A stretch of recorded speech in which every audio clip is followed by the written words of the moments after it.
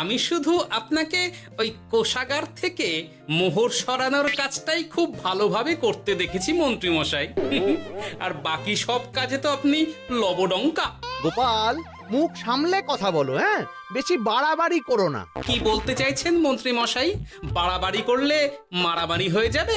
আচ্ছা, হয়েছে হয়েছে, অনেক হয়েছে, সকলে এইবারে থামো। ঝগড়াঝাটি বন্ধ হোক, এমনিতেই খুব গরম। বলছি কি, যা গরম পড়েছে এইখানে তো থাকাটাই দায় হয়ে যাচ্ছে। উফ, আর যে পেরে উঠছি না। মনে হয় আপাতত এখান থেকে কদিনের জন্য। মহারাজ, বাইরে রাজ্যের প্রজারা জড়ো হয়েছে, সকলে মিলে বিক্ষোভ করছে। একবার একবার শিগগির আসুন মহারাজ, নইলে সাংঘাতিক কিছু একটা ঘটে যাবে। কি হলো? আবারও কোনো সমস্যা হলো নাকি?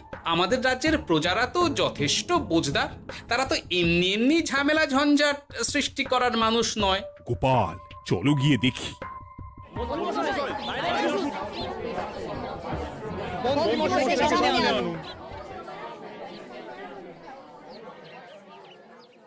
কি ব্যাপার, তোমাদের কি সমস্যা হয়েছে? এইভাবে বিক্ষোভ করছো কেন? মহারাজ, মন্ত্রী মশাইকে সামনে আনুন, তারপর বলছি কি হয়েছে না হয়েছে। সেরেছে। আরে, আমাকে ডাকছে কেন? আচ্ছা, বলছি তোমরা একটু শান্ত হও। আমি বুঝতে পারছি তোমরা কিছু একটা কারণে খুবই অসন্তুষ্ট হয়েছো, তাই সেই জন্য বলছি আগে শান্ত হও, তারপর বলো মন্ত্রী মশাইকে কেন খুঁজছো, উনি কি করেছেন? গোপাল দাদা, তুমি তো জানোই রাজ্যে যা গরম পড়েছে, তার জন্য খাল বিল পুকুর নদী নালা একেবারে শুকিয়ে গেছে, চারিদিকে জলের হাহাকার। হ্যাঁ হ্যাঁ, সে তো জানি। গত সপ্তাহে এই সমস্যার কথা জানিয়ে মহারাজকে অনুরোধ করে গিয়েছিলাম যে রাজ্যের বাঁধটা যাতে খুলে দেওয়া হয়। কেন? আমি তো তোমাদের কথা রেখেছি। আমি তো দুদিন আগেই মন্ত্রীকে পর্যাপ্ত পরিমাণে মোহর দিয়ে বাঁধ খোলার কাজে পাঠিয়েছিলাম। কেন, উনি কি বাঁধ খোলেননি?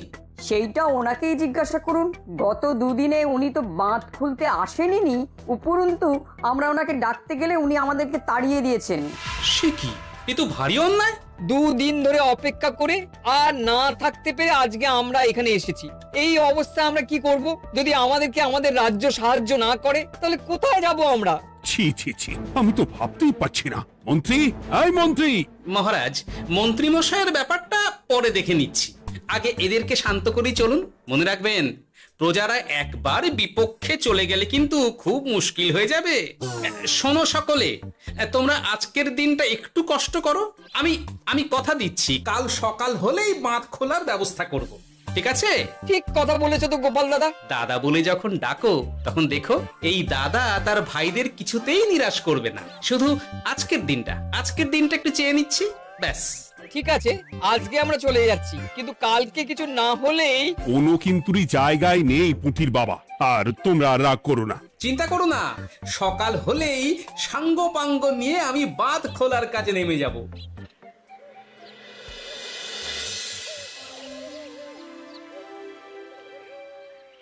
ছি ছি মন্ত্রী, তুমি এইভাবে আমায় মিথ্যে বললে।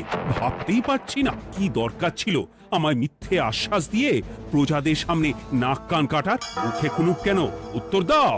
না, মানে আমার শরীরটা ঠিক ভালো ছিল না, তাই বাড়ি থেকে বেরোতে পারিনি। বলছি কি, শরীর খারাপ থাকলে রাজসভায় খবর দিতে পারতেন, আমরা কেউ দায়িত্বটা পালন করতাম। কি আছে? সমস্ত মোহরগুলো একস্থ করে ঘাপটি মারলেন ঘরে। ছি ছি, জানাই আপনাকে ধিক্কার। সকলে মিলে করো প্রতিবাদের চিৎকার। মন্ত্রী মশাই, ছি ছি ছি ছি ছি ছি। মহারাজ, আপনি এক্ষুনি মন্ত্রী মশাইকে কদিনের জন্য সভা থেকে বহিষ্কৃত করুন। সে তো করবই, তবে তার আগে আমি চাই কালকে যখন বাঁধ খুলতে তোমরা নামবে, তখন সেই কাজে কোনো লোক নিয়োগ না করে মন্ত্রীকেই বাঁধ খুলতে নামাবে। মহারাজ, এ কেমন বিচার আপনার? আমি না রাজ্যের মন্ত্রী। মন্ত্রী না ষড়যন্ত্রী। মন্ত্রী মশাই, তাহলে কালকের জন্য প্রস্তুত থাকুন। মহারাজের বাঁধ খোলার জন্য সকল মোহর তো আগেই আত্মসাৎ করেছেন, এবার শুধু কাজে নেমে পড়বেন, কেমন?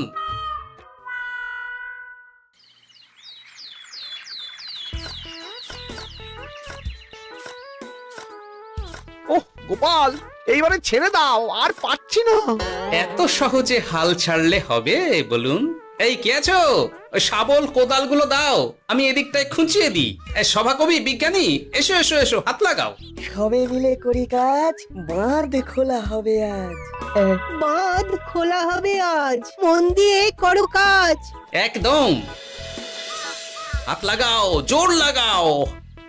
গোপাল দাদা, সভাকবি, বিজ্ঞানী দাদা আর আর বাকি দাদা ভাইরা আসুন আসুন, সকলে একটু শরবত খান।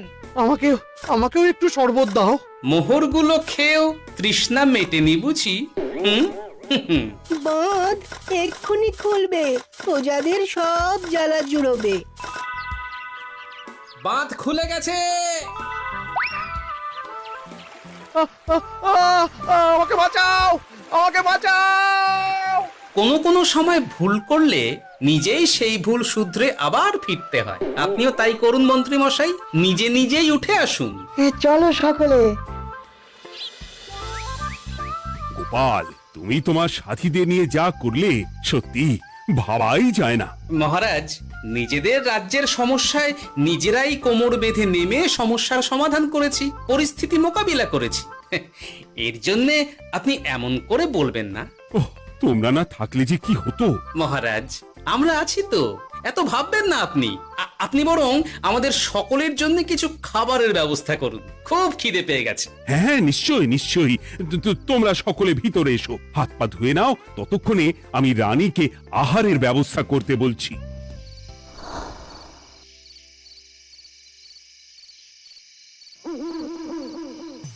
ওমা গো, ওমা বাঁচাও, কি শরীর খারাপটাই না লাগছে গো। একে গিন্নি, বাবারে, কি হয়েছেটা কি? ও, তুমি এইভাবে এখানে শুয়ে কাতরাচ্ছ কেন? বলি তুমি এসেছো? হ্যাঁ, এই তো আমি চলে এসেছি। কি হয়েছে গিন্নি? তোমার কোথায় কষ্ট হচ্ছে? গরমে হাঁসফাঁস করছি গো, পারছি না। রান্না করতে গিয়ে খুব বাজে অবস্থা হয়ে গেছে গো, এই থেকে এইখানে পড়ে পড়ে গড়াচ্ছি। ঠিক আছে, আজ আর রান্না করতে হবে না গিন্নি, আমি রাজবাড়ি থেকে খেয়ে এসেছি। বাহ, নিজে খেয়ে এসেছো বলে আর রান্না করতে হবে না বলে দিলে? এদিকে রাত্রে আমি খাবো কি, সে খেয়াল আছে? হ্যাঁ হ্যাঁ, খেয়াল আছে, খেয়াল আছে। যাও, আমার জন্য রান্না চাপাও আর একটু জল দাও। দেখো, এত গরম পড়ে কৃষ্ণনগরের অবস্থা শোচনীয় হয়ে গেছে। বয়স্ক লোকেরা কোনো কাজই করতে পারছে না। সত্যি তো, এই গরমে রান্না করাটা খুবই কঠিন গিন্নি। কি বললে? আমি বয়স্ক লোক? আমার বয়স হয়ে গেছে, তাহলে নিজে কি? না না গিন্নি, আমি তোমায় কিছু বলিনি। আমি গোটা কৃষ্ণনগরের সাধারণ বয়স্কাদের উদ্দেশ্যেই কথাটা বললাম। তোমার তো বয়স হয়েছে বলে মনেই হয় না গিন্নি। ও তাই বলো?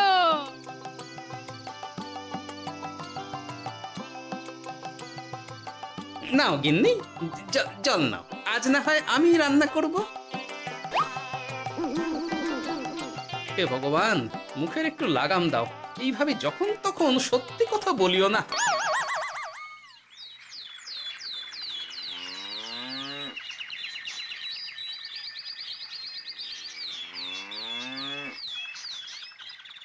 গোপাল দাদা, ও গোপাল দাদা, একবারটি বাইরে এসো, মহারাজ জরুরি তলব করেছেন।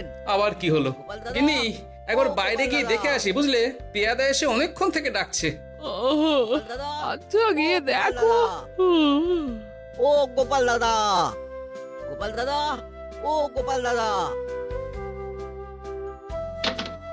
আরে তুমি এক্ষুনি একবার প্রাসাদে চলো, রানীমার খুব শরীর খারাপ করেছে, মহারাজ তোমাকে খবর দিতে বললেন।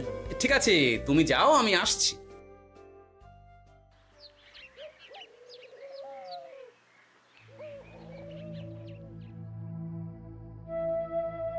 গোপাল, কি হবে বলো তো? রানী তো দুমদাম করে ব্যারামে পড়ে না। মহারাজ, ভয় পাবেন না, আমরা আছি তো। বৈদ্যকে পরীক্ষা করতে দিন, দেখি সে কি বলে। মহারাজ, অতিরিক্ত গরমের জন্য শরীরটা খারাপ হয়েছে। আসলে উনি এই তীব্র দাবদাহ নিতে পারেননি। তবে চিন্তা করবেন না মহারাজ, আমি বাড়ি গিয়ে এক ধরনের বিশেষ পথ্য পাঠিয়ে দিচ্ছি। রানীমা খেলেই সুস্থ হয়ে উঠবেন। মহারাজ, নিজের কানেই তো শুনলেন, রানীমার তেমন গুরুতর কিছু হয়নি, চিন্তা করবেন না। বৈদ্যর ওষুধে উনি সেরে উঠবেন। যাওয়ার আগে একটা কথা বলে যাই, গরমের এই দাবদাহ কিন্তু আরো ভয়ঙ্কর হবে, তাই সকলে খুব সাবধানে থাকবেন। শরীর যাতে ঠান্ডা থাকে এমন হালকা পাতলা খাবার খাবেন। আসি, রাজসভায় দেখা হবে। মহারাজ, বৈদ্যমশাই কিন্তু এটা ঠিক বলেছেন, গরম আরো বাড়বে, তাই দুজনেই খুব সাবধানে থাকবেন, কেমন? গতকাল তো আমার গিন্নিও গরমের চোটে কুপোকাত হয়ে গেছিল, শেষমেশ আমাকে বাড়ি গিয়ে রান্না করতে হলো আর কি। ও বাবা, তাই নাকি? তাহলে তো খুবই চিন্তার ব্যাপার। আচ্ছা মহারাজ, আমি তাহলে এখন আসি, আবার রাজসভায় দেখা হবে। এই গরমে আর এখানে থাকতে পারছি না, বলছি কদিনের জন্য না একটু অন্য কোথাও গেলে হয় না গো? গিন্নি, এই গরমে ঘরেই থাকো, অন্য কোথাও যাওয়ার মোটে নাম করো না। বাইরে বেরোতে গিয়ে যদি কোনোভাবে গরম হাওয়া শরীরে লেগে যায় তাহলে বিপত্তির আর শেষ থাকবে না গিন্নি। কিন্তু এখানেও তো যা গরম পড়েছে, পচে গলে মরে যাই আর কি। উফ গিন্নি, দয়া করে এইসব বাজে কথা বলা বন্ধ করো তো, আমার আয়ু থেকেও তোমার আয়ু দীর্ঘ হোক। বাহ, তুমি এসব কথা কোথা থেকে শিখলে গো? হুম? এই তো তোমার থেকে আর কি। গোপাল, গোপাল, রাজ্যের অবস্থা খুবই বেহাল। এই সবই আমাদের পোড়া কপাল। আরে সভা কবি, কি হয়েছে? তোমাকে দেখে তো মনে হচ্ছে তুমি কিছু... বিজ্ঞানী মহারাজ দুজনেই অজ্ঞান, ঘটি ঘটি জল ঢেলেও ফেরাতে পারেনি তাদের জ্ঞান। কি বলছো কি? তা তুমি এই ব্যাপারটা জানলে কি করে? গিয়েছিলাম একটু আগে বিজ্ঞানীর বাড়ি, গিয়ে দেখি লোকজনের ভিড় সারি সারি। সে কি? শুনলাম মহারাজ তাকে কিছু বলতে এসেছিলেন, তারপরে দুজনে বাইরে বেরিয়ে আসতেই অজ্ঞান হয়ে গেলেন। মহারাজ বিজ্ঞানীর বাড়ি গিয়েছিলেন, তাও আবার রানীমাকে ছেড়ে? রাজবৈদ্য কত করে বললেন এই সময় যখন তখন ঘরের বাইরে বেরোবেন না, কে শোনে কার কথা? আমার মনে হয় মহারাজ তেমন কোনো গুরুত্বপূর্ণ কিছু কথা বলতেই বিজ্ঞানীর বাড়ি গিয়েছিলেন। গরম কমানোর উপায় আলোচনা করতে হয় তো গিয়েছিলেন। আমাদের মহারাজ তো নিজের চোখেই দেখেছেন এই তীব্র গরমের চোটে রাজ্যের কি অবস্থা, কি অবস্থা। ঠিক বলেছো গিন্নি, আমার এই কথাটা তো মাথাতেই আসেনি। ধন্যবাদ গিন্নি, অসংখ্য ধন্যবাদ তোমায়। আমায় পরে ধন্যবাদ জানিও। হ্যাঁ, এখন আর দেরি না করে বৈদ্য মশাইকে সঙ্গে নিয়ে বিজ্ঞানী মশাইয়ের বাড়ি যাও। হ্যাঁ,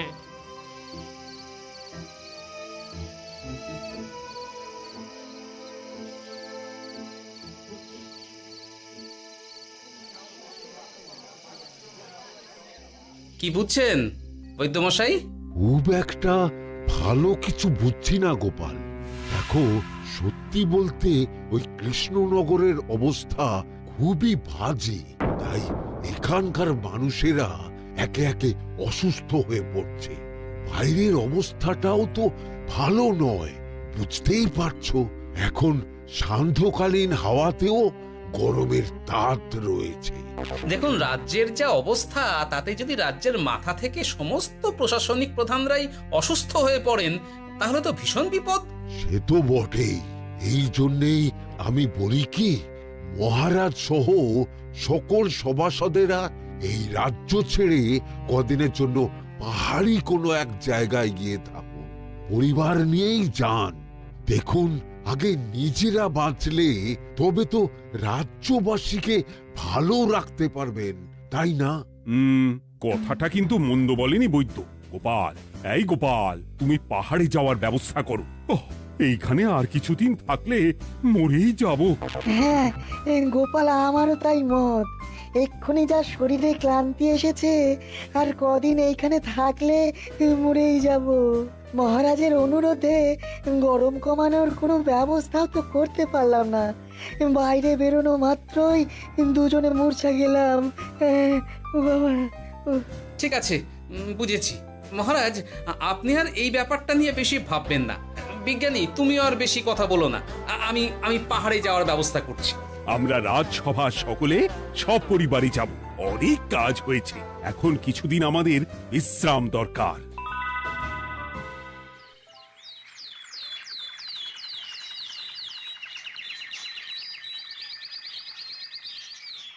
এ কি গোপাল, মন্ত্রীকেও তুমি আমাদের সঙ্গে নিয়ে যাচ্ছ? আহ, তুমি কি সব ভুলে গেছো? মহারাজ, আপনি খামোখা উত্তেজিত হবেন না। আপনার শরীরটা কিন্তু ভালো নেই। আর মহারাজ, আপনার রাজ্যে বাস করে আপনার থেকেই শিখেছি বিপদের দিনে পরম শত্রুকেও দূরে ঠেলতে নেই। গোপাল এটা ঠিক কথাই বলেছে। যতই হোক, উনি তো আমাদের মন্ত্রী, তাই এই বিপদের দিনে ওনাকে ফেলে যায় কি করে বলুন তো? সত্যি গোপাল, তোমার তুলনা নেই। ঠং, সবই নাম কেনার চেষ্টা। গোপাল, চলো এইবারে রওনা দিই। বলছি, খাবার দাবার আর জলের কলসিগুলো উঠেছো তো? হ্যাঁ, খাবারের পাত্রগুলো আপনার জিম্মায় থাকবে, আর জলের কলসিগুলো আমি সামলাবো।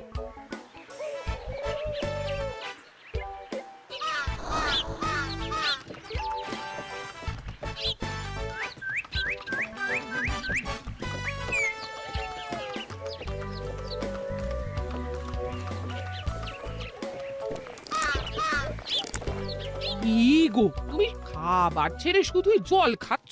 ওদিকে মন্ত্রী মশাই যে সব খাবার একাই সাবার করে দিলে না? ভালোই তো, থাক না।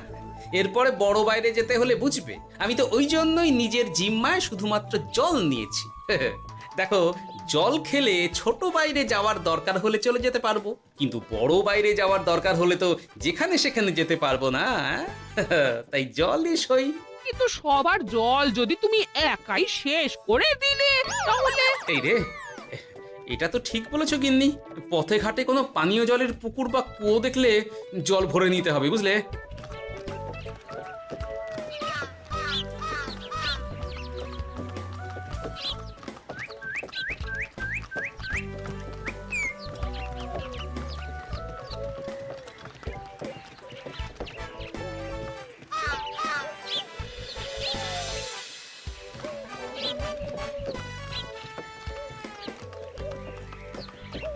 সকলে আসুন, দেখুন দেখুন, মহারাজ আমার মূর্ছা গিয়েছেন। আসুন। সে কি, কৃষ্ণনগর পেরিয়ে এসেছি, এখন এই অচেনা অজানা জায়গায় এসে মূর্ছা গেলেন? গিনি, চলো তো শিগগির গিয়ে দেখি। কেউ ঘাবড়াবেন না, মহারাজের শরীরটা আসলে খুব দুর্বল ছিল তো, তাই মূর্ছা গিয়েছেন। তবে চিন্তার কিছু নেই, আমি এক ধরনের পথ্য দিচ্ছি, এটা খেলেই উনি আবার সুস্থ হয়ে যাবেন। ঠিক আছে বৈদ্য মশাই, আপনি তাহলে যত তাড়াতাড়ি সম্ভব পথ্যটা তৈরি করুন। হ্যাঁ, আমার এই পথ্যটা তৈরি করার জন্যে একটু জলের প্রয়োজন। একটু জলের ব্যবস্থা করুন তো।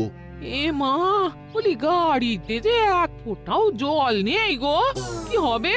এই গোপাল, তুমি একাই সব জল খেয়ে বসে আছো? হ্যাঁ গোপাল, এখন এসব বাদ দাও, চলো একটু জলের ব্যবস্থা করি। হ্যাঁ, খানাখন্দ, খাল, বিল, নদী, সমুদ্র, যেখান থেকে পারো জল নিয়ে এসো। জল ছাড়া এই পথ্য বানানো অসম্ভব। গোপাল, এ কি করা যায় বলো? দাঁড়াও, আমি একটু ছোট বাইরে থেকে ঘুরে আসছি। হ্যাঁ, খুব জোরে বেগ আসছে, ত্যাগ না করতে পারলে বুদ্ধি খুলবে না।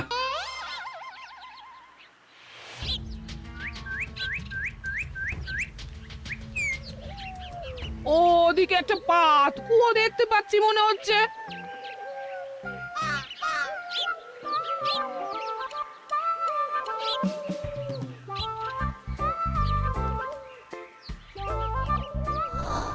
জল কোথা থেকে পাবো?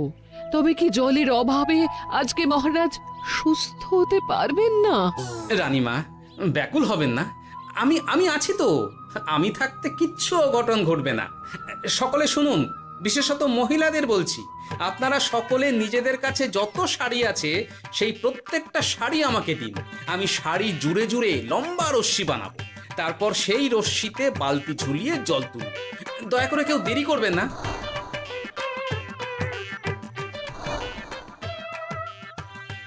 এই নাও আমার 5খানা শাড়ি। হ্যাঁ, এই নাও আমার 10খানা শাড়ি। আমি বাবা আমার লতা পাতা মিনি করা শাড়িগুলো দেব না। যা পারো করো, আমি বড় বাইরেতে যাচ্ছি। ও মা, বিপদের দিনে শাড়ি দেবে না? গায়ের জোরে নিয়ে আসবো। হ্যাঁ,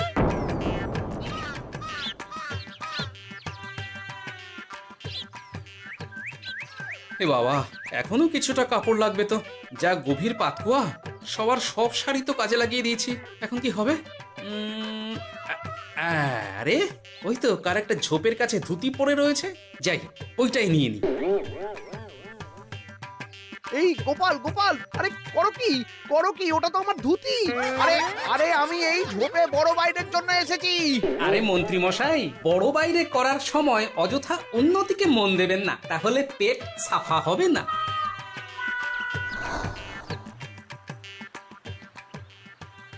গোপাল, তুমি ছিলে বলে এই যাত্রাতে রক্ষা পেলাম। ভগবান তোমাদের অনেক অনেক মঙ্গল করুক। এই দেখো না, ওরা না আমার লতা পাতা আঁকা শাড়িগুলো নিয়ে নিয়েছে। এই দূর তোমার শাড়ির লতা পাতা, আমি নিজেই জড়িয়েছি বড় বড় ঘাস পাতা। চুল করছে রে।